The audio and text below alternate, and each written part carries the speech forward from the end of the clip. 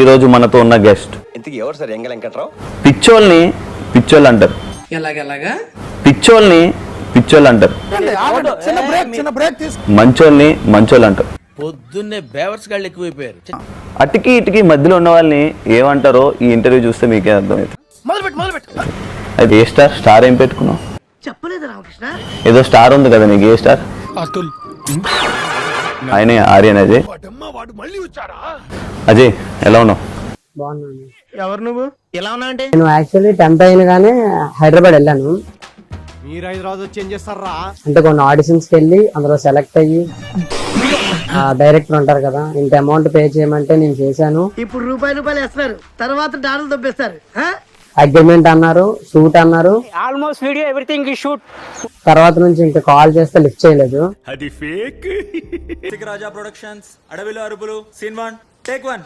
So తీస్తుంటే నేను కూడా అలాగే ఒక క్యారెక్టర్ ఏదైనా ఉంటే చూడండి నేను చేస్తాను అలా అడుగుతుంటే లాభం లేదే. ప్లీజ్ సార్, మీకు దండం పెడతాం సార్, ప్లీజ్. చూస్తున్నావు కదా ఎంతమంది కొట్టుకు చేస్తున్నారు. నా ఫ్రెండ్ ఒక అబ్బాయి ఉన్నాడు, చేసా ఒక 10 to 20 వీడియోస్ చేశాను.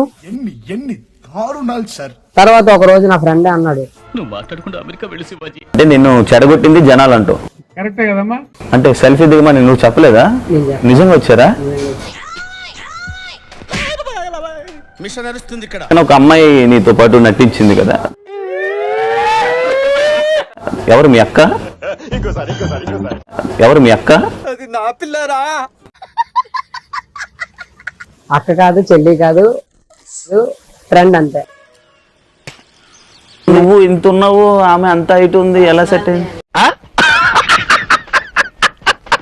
400 రూపాయలు వాళ్ళ దగ్గర తీసుకొని కొట్టాడు, తీసుకున్నాం. మళ్ళీ ఫోన్ స్విచ్ ఆఫ్ చేస్తున్నావని ఒక టాక్ నడుస్తుంది.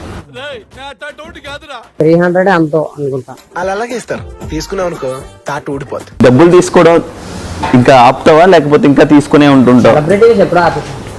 అదంతా అప్పుడండి. ఇప్పుడు నేను మారిపోయానండి. దొంగతనాలు పూర్తిగా మానేశాను.